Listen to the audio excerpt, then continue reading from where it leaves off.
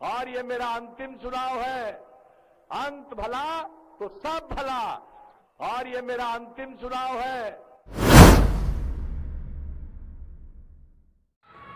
नमस्कार, इन खबर में आपका स्वागत है। बिहार में तीसरे और अंतिम चरण के चुनाव प्रचार के लिए आज आखिरी दिन है, लिहाजा सभी राजनीतिक दलों ने अपने सारे साधन झोंके हैं।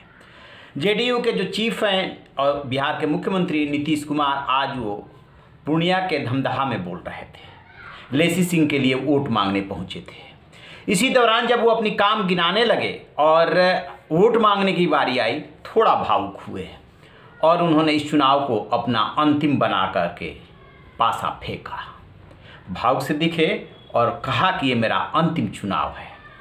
आखिरकार नीतीश कुमार को ये क्यों कहना पड़ा? क्या वास्तव में आखिरी चुनाव है? क्योंकि नीतीश कुमार यदि ये ऐलान कर रहे हैं कि ये उनका आखिरी चुनाव है और उसके बाद संन्यास है, तो निश्चित रूप से कुछ उन्होंने आगे के लिए प्लान कर रखा होगा या सक्रिय राजनीति से और चुनावी राजनीति से हटने का प्लान बना रखा होगा, और इसका क्या असर पड़ेगा इस पर बात करेंगे। लेकिन सबसे पहले नीतीश कुमार को सुन लीजिए और जान लीजिए, आज चुनाव का आखिरी दिन है, अब परसों चुनाव है और ये मेरा अंतिम चुनाव है। अंत भला तो सब भला। अब आप बताइए, वोट दीजिएगा ना इनको? हाथ उठा के बताइए। बहुत बहुत धन्यवाद। हम इनको जीत का माला समर्पित कर दें, जीत का माला समर्पित करें। तो जैसा कि आपने नीतीश कुमार को सुना, यदि आप गौर करें तो लालू प्रसाद यादव हो, सुशील मोदी हो, रविशंकर प्रसाद हो, नीतीश कुमार हो, सब जेपी आंदोलन की देन है। रामविलास पासवान इनसे थोड़ा सीनियर थे क्योंकि 1969 में वो पहला चुनाव लड़ करके विधायक बन चुके थे। अदरवाइज जो भी अभी आपको दिख रही है सत्ता या सत्ता के इर्द गिर्द या सत्ता तक पहुंचने की होड़, ये सब उसी आंदोलन की देन है।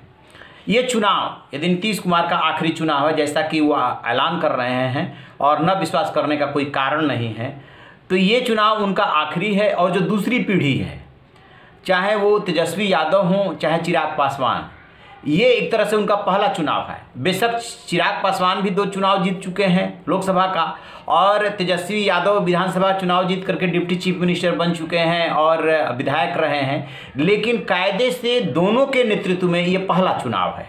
यानी कि एक पीढ़ी, नई पीढ़ी आ रही है और पुरानी पीढ़ी जा रही है। यदि सुशील मोदी, नीतीश कुमार, लालू प्रसाद यादव, इन तीनों की बात करें तो ये उसी आंदोलन की देन है। लालू प्रसाद यादव की राजनीतिक पारी खत्म हो चुकी है और वो फिलहाल जेल में है। नीतीश कुमार संन्यास लेने का ऐलान कर रहे हैं, तो यदि सत्ता में नहीं आते हैं तो सुशील मोदी का तो संन्यास ऑटोमेटिकली हो जाएगा कि सत्ता गई तो फिर आप विधायक बन के रहोगे, और उसके बाद भी अब कितने दिनों तक। तो युवा नेता साथ दिख रहे हैं। वैसे तो 3 हैं, कन्हैया कुमार भी, लेकिन कन्हैया कुमार एकदम किनारे हैं, ना तो उनकी पार्टी इस हैसियत में है और ना ही उनको वो हैसियत दी जा रही है। तो ये तेजस्वी यादव और चिराग यादव दिख रहे हैं जो कि नई पीढ़ी हैं, और इधर से नीतीश कुमार, सुशील मोदी और लालू प्रसाद यादव। लालू प्रसाद यादव का तो पहले ही एक तरह से रिटायरमेंट हो गया, जैसे ही सजा हुई चुनाव लड़ने पर बैन लग गया, और अब इन दोनों की आखिरी पारी। देखना यह है कि बिहार के लोग क्या फैसला सुनाते हैं, क्योंकि पहले नीतीश कुमार ने पहले चरण का जब चुनाव हुआ तो बैलेंस चुनाव प्रचार किया और चिराग पासवान, तेजस्वी यादव उन पर वार करते रहे।